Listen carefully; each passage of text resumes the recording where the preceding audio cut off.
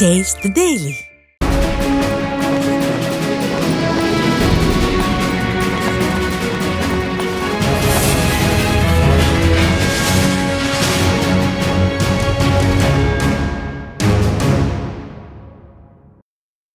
செங்கல்பட்டு மாவட்டம் லத்தூர் கிழக்கு ஒன்றியம் சார்பில் அதிமுக செயல் வீரர்கள் ஆலோசனை கூட்டம் நடைபெற்றது.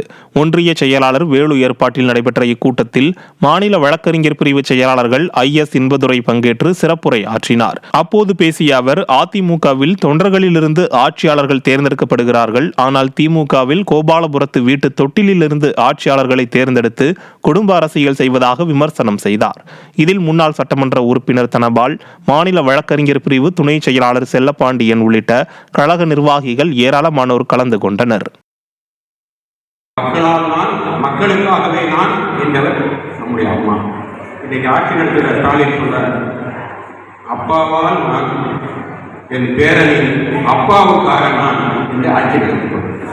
நம்ம தொண்டர்கள் இங்கே கூடியிருக்கிறீர்கள். நாமெல்லாம் குடி தேடி நிர்வாகிகள் எல்லாம் முடிவு செய்து நம்முடைய தலைவரை தேர்ந்தெடுக்கிறோம்.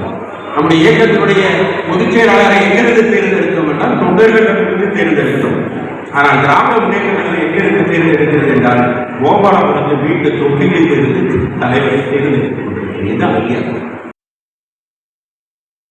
திருவண்ணாமலை மாவட்டம் ஆரணி தெற்கு ஒன்றியத்திற்கு உட்பட்ட சத்திய விஜயநகரம் பகுதியில் அதிமுக செயல் வீரர்கள் வீராங்கனைகள் ஆலோசனை கூட்டம் நடைபெற்றது. முன்னாள் அமைச்சர்கள் வரகூர் அருணாச்சலம் மற்றும் சேவூர் S. ராமச்சந்திரன் ஆகியோர் சிறப்புரையாற்றினர். ஒன்றிய கழக செயலாளர் கஜேந்திரன் ஏற்பாட்டிலும் மத்திய மாவட்ட கழக செயலாளர் ஜெயசுதா லட்சுமிகாந்தன் தலைமையிலும் நடைபெற்ற கூட்டத்தில் கழக செய்தி தொடர்பு பிரிவு மற்றும் முன்னாள் சட்டமன்ற உறுப்பினர் வழக்கறிஞர் பாபு முருகவேல் உள்ளிட்ட கழக நிர்வாகிகள் பலர் கலந்து கொண்டனர். 3 வருஷத்துல 2 தடவை கரண்ட் விலை ஏறி போச்சு. இன்னும் ஒரு 3வது வருஷத்துல இந்த வருஷத்துல 2005 வரி ஏற்றலாமான்னு யோசனை பண்ணிருக்காங்க. திண்டுக்கல் மாவட்டம் நத்தம் வடக்கு ஒன்றியத்தில் அதிமுக செயல் வீரர்கள் கூட்டம் நடைபெற்றது. இதில் கழக துணை பொதுச் செயலாளரும் முன்னாள் அமைச்சருமான நத்தம் விஸ்வநாதன் கலந்து கொண்டு சிறப்புரையாற்றினார்.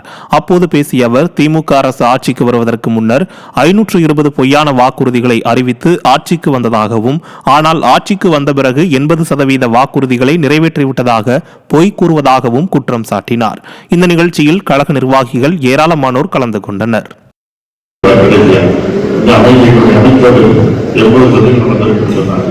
அடுத்த 90% இல்லை இல்லை நான் சொல்கிறேன், முதலமைச்சர் சொல்கிறேன், 100% நாங்கள் அத்தனையும் செய்து கொண்டோம். அவர் அந்த ஆகாதம்னா எங்கு பார்த்த வாய்ப்புகள் பொய் சொல்லுவதுதான் அவருடைய ஒரே அதே பொய்ய திரும்ப திரும்ப சொல்லிவிட்டார்.